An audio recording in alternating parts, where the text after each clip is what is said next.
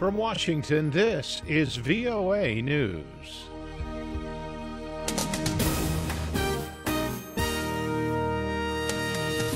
I'm David Byrd reporting thousands of opponents of Venezuelan President Nicolás Maduro poured into the streets of Caracas on Saturday as part of a week-long protest movement that shows little sign of losing steam.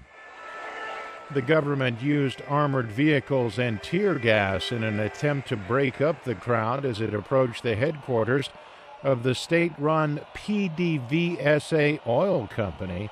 Police in riot gear fired tear gas and rubber bullets at some demonstrators.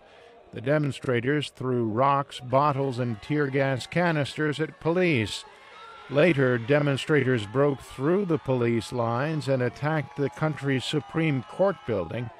Also, the offices of top opposition leader Henrique Capriles were set on fire. The demonstrations came one day after the government barred Capriles from running for office for 15 years. The opposition leader says the government move is typical in a dictatorship. He says so we can expect more outrageous actions by the government. They could do anything, more human rights violations. We have to resist, and I am here to resist too. Venezuela's political crisis intensified last week when the Supreme Court issued rulings curbing the powers of the opposition-controlled legislature. Thousands of people gathered in the French Basque town of Bayonne Saturday to celebrate the end of one of the longest conflicts in modern European history.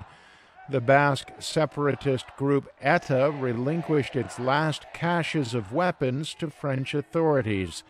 ETA, designated a terrorist group by the U.S. government, has been blamed for the deaths of more than 850 people since the late 1960s. For more on these stories, log on to our website. This is VOA News. Hundreds of people gathered on Saturday at the site of Friday's truck attack in Stockholm, building a wall of flowers on an aluminum fence erected to keep them away from the site's broken glass and twisted metal. The attack by a 39-year-old Uzbek man who drove a stolen truck into shoppers in Stockholm killed 4 people and wounded 15. Sweden's Prime Minister Stefan Löfven visited the site and said his country will remain an open society. We grieve with the families that have lost their loved ones, near ones, but we're also determined to continue to be an open society, a democratic society. Police say the suspect had been on the authorities' radar previously, but they dismissed him as a marginal character. Swedish police say they have located a suspicious package under the driver's seat of the truck, but they did not say if it was an explosive. Syrian activists say government warplanes again struck Khan Sheikhoun, the rebel-held town targeted earlier this week, in an alleged chemical weapons attack by the Syrian regime. The Syrian Observatory for Human Rights said 1 woman was killed and 3 people wounded after being machine-gunned by jets in an eastern neighborhood. The warplanes carrying out Saturday's alleged raid are believed to have flown from Al-Shariat, the airbase targeted Friday morning by the U.S. in a punitive barrage of 59 cruise missiles. Meanwhile, U.S.-led coalition airstrikes killed a total of 21 people, including a woman and her 6 children outside the Islamic State group's de facto capital of Raqqa. Activist groups and the Syrian government say coalition planes hit a boat carrying civilians across the Euphrates River. Separately, an airstrike on the Islamic State-held village of Hnaida killed at least 14 civilians, including several children.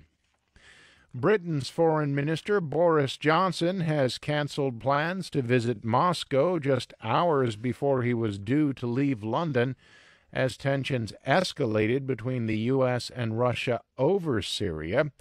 British officials say that Johnson's trip was called off after the foreign minister consulted his American counterpart, Secretary of State Rex Tillerson, who is due to visit the Russian capital in a few days.